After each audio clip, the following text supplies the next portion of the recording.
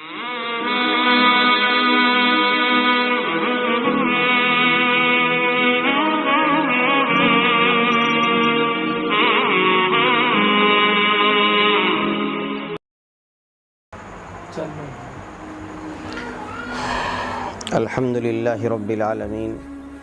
والصلاة والسلام علی سید الانبیاء والمرسلین، اما بعد۔ میرے محترم بزرگ اور بھائیوں،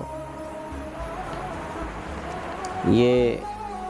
آج کی رات شعبان المعظم کی بڑی اہم اور بڑی مقدس رات ہے،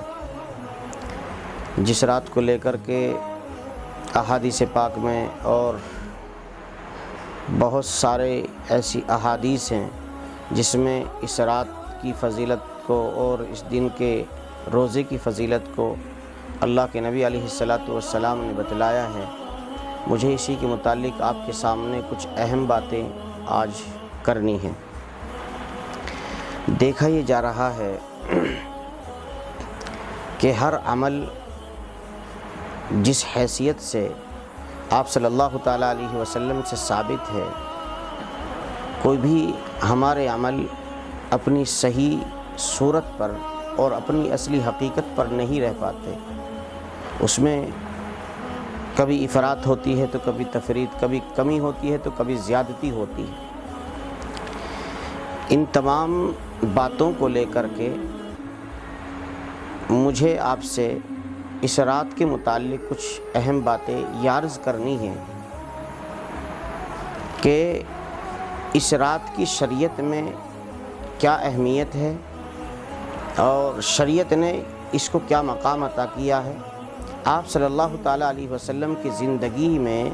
اس رات کو کس انداز سے، کس ڈھنگ سے اس کو آپ نے منایا ہے، آپ کا عبادت کا کیا طور طریق رہا ہے۔ جیسے عام طور سے اس رات کو لے کر کے ہمارے پورے علاقے کے اندر، ہر مسجد کے اندر بہت سارے لوگ اکٹھے ہو کر کے اس رات کو مجموعی اعتبار سے اس کو عبادت میں گزارنے کی کوشش کرتے ہیں۔ میں آپ کو یہ بات بتلانا چاہتا ہوں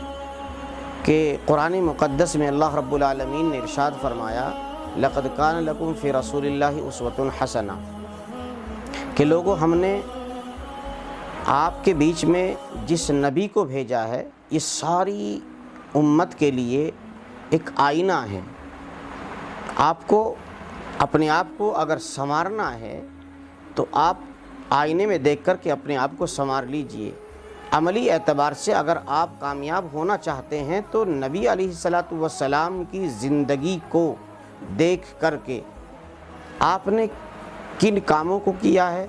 اور کن کاموں سے آپ نے بچنے کو کہا ہے،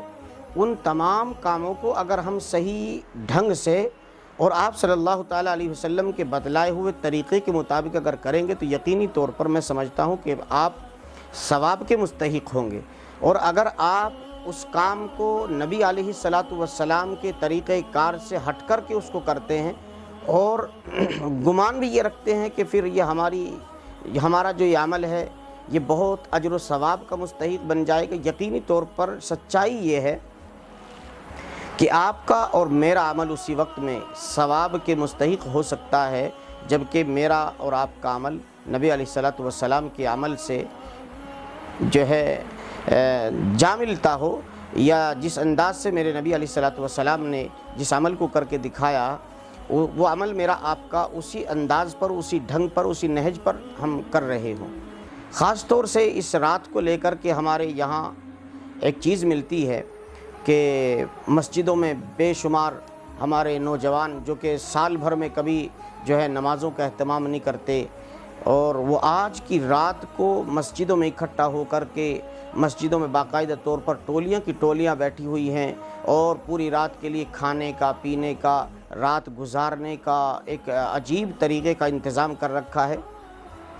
کھانے کا انتظام الگ چل رہا ہے، چائے اور ٹھنڈے کے نظام الگ چل رہے ہیں، اور پوری رات ہم بجائے نفل میں، قرآن کریم کی تلاوت میں اور اپنے اللہ کو منانے میں لگنے کے بجائے ہماری پوری رات جو ہے اسی طریقے سے چائے کے اور جو ہے کھانے کے اور اسی طریقے سے لہو لعب کے جو ہے نظر ہو جاتی ہے۔ تو مجھے بتلانا آپ سے یہ ہے میرے بھائیوں، میرے دوستو، بزرگوں، ساتھیوں، اگرچہ اس رات کی بڑی فضیلت ہے، مگر رسول اللہ صلی اللہ تعالیٰ علیہ وسلم سے جو عمل ثابت ہے وہ یہ ہے کہ اس رات میں رسول اللہ صلی اللہ تعالیٰ علیہ وسلم نے باقاعدہ طور پر نہ ہی تو صحابہ کرام کو اکٹھا کیا ہے مسجد میں، اور نہ ہی پوری رات آپ ان کو لے کر کے بیٹھے، بلکہ عام معمول کے مطابق آپ اس رات میں بھی اسی طرح اپنے معمول سے فارغ ہو کر کے جس طرح عام روزمرہ آپ کے جو معمولات رہا کرتے تھے اپنے گھر تشریف لے جاتے ہیں۔ گھر تشریف لے جانے کے بعد میں آپ تنہا اکیلے رات میں جو ہے بیدار ہوتے ہیں، یہاں تک کہ اماں عائشہ رضی اللہ تعالیٰ عنہ کو بھی آپ کے بیدار ہونے کی خبر نہیں پہنچتی، تو آپ اس انداز سے گھر سے باہر نکل جاتے ہیں اور قبرستان میں چلے جاتے ہیں کہ اماں عائشہ رضی اللہ تعالیٰ عنہ جب رات میں بیدار ہوتی ہیں، ان کی آنکھ کھلتی ہے تو اپنے بستر کو ٹٹولتی ہیں، دیکھتی ہیں کہ میرے اور کائنات کے حبیب یہاں پر نہیں ہے، تو آپ باہر نکلتی ہیں۔ تو آپ کو جب تلاش کیا گیا تو آپ جو ہے قبرستان کے اندر آپ کو پایا گیا۔ تو میرے بھائیوں، اس کے بعد نبی علیہ الصلوۃ والسلام نے جب اماں عائشہ کو دیکھا تو فرمایا، اماں عائشہ کیا آپ کو میرے اوپر شک تھا کہ میں آپ کے بجائے کسی دوسرے کے پاس چلا جاؤں گا؟ تو ہماری اور تمام کائنات کی اماں نے آپ صلی اللہ تعالیٰ علیہ وسلم کو یہ فرمایا، میرے حبیب، مجھے کیا حق ہے کہ میں آپ کو کسی کے پاس جانے سے روک سکوں؟ آپ کی مرضی ہے، آپ اپنی مرضی کے مالک ہیں، آپ کی منشا جہاں ہو، جس کو آپ چاہیں، جس کے پاس جانا چاہتے ہیں، میری طرف سے آپ کو پوری اجازت ہے۔ لہٰذا میرے دوستو، میں اس بات سے یہ آپ کو بتانے چاہتا ہوں کہ اگر یہ عمل اتنا ہی ضروری ہوتا تو سب سے پہلے تو آپ کے جو ہے صحابہ جو 24 گھنٹے آپ کے پاس رہا کرتے تھے، آپ کے دیوانے، مستانے، اور جو ہے شمع کی طرح، جس طرح شمع جل جاتی ہے اس کے چاروں طرف پروانے ہوا کرتے ہیں، صحابہ کا یہ اس طرح کے عمل رہا کرتے تھے، مگر آپ صلی اللہ تعالیٰ علیہ وسلم نے صحابہ کو یہ کہا کہ آپ کو آج پوری رات جاگنا ہے، اور نہ ہی آپ نے باقاعدہ طور پر مسجد میں کوئی پروگرام کیے ہیں، اور میرے بھائیوں، نہ ہی آپ کو جاگنے کے اوپر صحابہ کرام رضوان اللہ تعالیٰ علیہم اجمعین کو آپ نے جاگنے کے اوپر مجبور کیا ہے۔ تو میرے بھائیوں، میرے عزیز دوستو، بزرگوں، ساتھیوں، ہمیں اس رات میں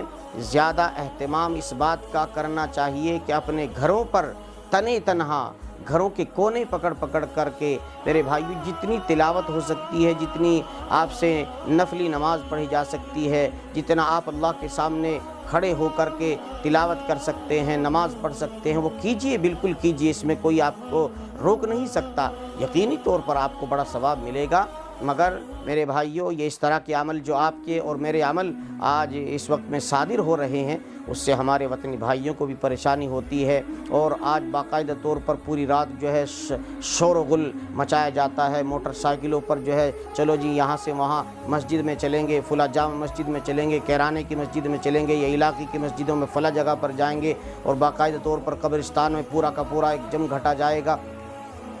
تو ان چیزوں کا کہیں بھی شریعت میں وجود نہیں ہے۔ اس کے علاوہ اگلا یہ ہے کہ اس دن کے روزے کی کیا اہمیت ہے، اس روزے کے بارے میں بھی ہمیں تھوڑی باتوں کا جاننا ضروری ہے۔ دیکھیے، یہ روزہ واجب نہیں ہے، فرض نہیں ہے، اس روزے کی حیثیت جو ہے وہ مستحب کی حیثیت ہے، اور ہمارے یہاں کچھ اعمال اس طرح کے پائے جاتے ہیں کہ جن عملوں کو ہم نے ان کو ایسا منایا جاتا ہے، ان کو لازمی کر دیا جاتا ہے۔ کل کے دن میں اگر کوئی خدا نخواستہ روزہ نہیں رکھے گا اور آپ کو مجھے پتہ چلے بھائی روزے سے نہیں ہے، تو ہم اس آدمی کے اوپر فتویٰ لگا دیں گے، لیجئے یہ آدمی جو ہے آج کے دن بھی روزے نہیں رکھ سکتا، تو پھر یہ کب رکھ سکتا ہے، ایک گناہ، اس نے بہت بڑا گناہ کر لیا ہے۔ تو اس طرح سے میرے بھائیوں، اس روزے کو اگر کوئی آدمی رکھتا ہے تو یقینی طور پر ثواب ہے، اور اگر کوئی آدمی نہیں رکھ سکتا، کوئی مجبوری ہے، کوئی پریشانی ہے، اگر اس نے روزے کو چھوڑ دیا ہے تو گناہگار بھی نہیں ہوگا۔ لہٰذا ہمیں اس رات کو زیادہ سے زیادہ اہتمام کے ساتھ، بہت اہمیت کے ساتھ منانے کی، آج کی رات میں باقاعدہ طور پر شیطان کو قید کر لیا جاتا ہے، اور پورے آنے والے سال میں جو کچھ آپ کے ساتھ میں اور جو آپ جن کو زندگیاں جتنی ملنی ہیں، جن کو روزیاں جتنی ملنی ہیں، میرے بھائیوں پورا نظام اللہ کی جانب سے ترتیب دیا جاتا ہے۔ لہٰذا ضروری یہ ہے کہ آج کی رات میں ہم جو ہے اپنے اللہ کو منانے کی کوشش کریں، اپنے گھروں کے کونوں میں بیٹھ کر کے اللہ کے سامنے دعائیں کریں، اور بھائیوں اپنے اللہ کو منانے کے لیے ہم پورا اللہ کے سامنے روئیں، گڑ گڑائیں، اپنی پیچھے کی جتنی زندگی ہماری گزر چکی ہے اس پر ہمیں نادم ہونے کی ضرورت ہے، شرمندہ ہونے کی ضرورت ہے۔ حقیقت یہ ہے کہ ہمارے پاس کوئی بھی عمل ایسا نہیں ہے جس عمل کو لے کر کے ہم اللہ کے دربار میں حاضر ہو سکتے ہوں اور ہم یہ کہہ دے جا کر کہ اللہ رب العالمین سے، میرے اللہ میں نے زندگی میں یہ ایک ایسا عمل کیا ہے جس کے اوپر مجھے بھروسہ ہے کہ اس عمل کی بدولت میری مغفرت کر دی جائے گی۔ میں سمجھتا ہوں کہ ہماری زندگی بالکل عمل سے خالی پڑی ہوئی ہے، اور گناہ اس قدر ہیں، گناہ اتنے ہیں کہ یقینی طور پر ہم سراپا گناہ گار بن چکے ہیں۔ ہماری زندگی گناہ ہی گناہوں میں گزر رہی ہے۔ تو آپ ہمیں اللہ تعالیٰ نے موقع عطا کیا ہے، وقت عطا دیا ہے کہ اس وقت میں ہم اپنے اللہ سے رجوع کریں، اللہ کے سامنے روئیں، گڑ گڑائیں، اللہ کو منانے کی کوشش کریں۔ میرے بھائیو، حقیقت یہ ہے اللہ اتنے بڑے غفور الرحیم ہیں، اتنے زیادہ معاف کرنے والے ہیں اور اتنا پیار کرنے والے ہیں۔ خدا کی قسم، اللہ رب العالمین آپ اپنے بندے کے سارے گناہوں کو، اگر ایک مرتبہ گناہ گار بندہ اپنے اللہ کے سامنے نادم ہو جائے، شرمندہ ہو جائے اور وہ اپنے اللہ سے یوں کہہ دے، یا اللہ یقینی طور پر میری ساری زندگی تیری نافرمانیوں میں اور جو ہے گناہوں میں اے اللہ گزر چکی ہے، اب سے میں اپنی زندگی سے توبہ کرتا ہوں، آئندہ کے لیے تجھے منانے کی کوشش کرتا ہوں، اللہ تو مان جائے۔ اور اس بندے سے کوئی آنسو اللہ کے سامنے نکل جائے، خدا کی قسم میرا اللہ یہ کہتا ہے، میرے بندے اگر تیرے گناہ سمندر کے جھاگ کے برابر ہیں تب بھی کم ہیں، اے میرے بندے اگر تیرے گناہ زمین کے جتنے ذرات ہیں اس کے بقدر ہیں تب بھی کم ہیں، اور تیرے گناہ اگر یہ زمین اور آسمان کا جتنا خلا ہے اگر یہ اس خلا کو بھی بھر دے تب بھی کم ہیں، چاند اور ستارے جتنے ہیں اگر ان سے بھی زیادہ ہیں تب بھی کم ہیں۔ یقینی طور پر میری مغفرت اتنی آپ کے گناہوں پر حاوی ہے کہ میں ایک مرتبہ اگر آپ میرے سامنے عاجزی کے ساتھ، انکساری کے ساتھ اور نادم ہو کر کے، شرمندہ ہو کر کے مجھ سے کہہ دیں میرے اللہ مجھے معاف کر دے، تو خدا کی قسم میں تمہاری ساری زندگی کے سارے گناہوں کو معاف کر دوں گا۔ لیکن ضرورت اس بات کی ہے کہ ہم احساس کریں، شرمندہ ہوں اور اپنے اللہ کو منانے کی کوشش کریں۔ واقعتاً اللہ تعالیٰ نے ہماری زندگیوں میں اس طرح کے جو موقع عطا کیے ہیں، یا ایک اللہ رب العالمین نے مغفرت کا ایک ذریعہ بنایا ہے۔ اللہ تبارک و تعالیٰ چاہتے ہیں کہ میرا بندہ مجھ سے مانگے میں اس کی مغفرت کر دوں۔ آج اللہ تعالیٰ آپ کی اور میری مغفرت کرنا چاہتے ہیں۔ ساری زندگی ہمارے گناہوں میں گزر گئی ہے، لہٰذا اب باقی جو زندگی ہے ہم اپنے اللہ کے بتائے ہوئے طریقے کے مطابق گزارنے کی کوشش کریں۔ انہی باتوں پر میں اپنی بات کو ختم کرتا ہوں۔ لہٰذا اس رات کو جو آپ کو بنانا ہے، اپنے گھر کے کونے پکڑنے ہیں، اور میرے بھائیوں کل کا دن کا روزہ رکھنا ہے، مگر جو آدمی نہیں رکھ سکتا تو اس کے بارے میں بھی آپ اس طرح کا احساس اپنے دل میں پیدا نہ کریں، یا اس پر جو ایک طرح کا فتویٰ نہ لگا دے لیجیے یہ آج کا دن بھی اس کو روزہ نہیں رکھنے کی توفیق ملی، لہٰذا اس کو تو دین و شریعت میں کوئی حصہ ہی نہیں ہے۔ لہٰذا آپ کو اور مجھے اس طرح کے عملوں سے باز رہنا چاہیے، اور ہمارے کسی بھی عمل سے ہمارے اپنے وطنی بھائی کو، ہمارے کسی بھی غیر مسلم بھائی کو ہمارے کسی عمل سے کسی طرح کی کوئی تکلیف، کوئی پریشانی نہیں پہنچنی چاہیے۔ ملک میں ہمیں اس انداز سے رہنا چاہیے کہ ہمارے پڑوس کو، ہمارے بھائیوں کو، ہمارے وطنی بھائیوں کو ہمارے کسی بھی عمل سے کوئی تکلیف پریشانی نہ پہنچے۔ اللہ مجھے اور آپ کو صحیح معنی میں عمل کی توفیق عطا فرما دے۔ وآخر دعوانا ان الحمد للہ رب العالمین۔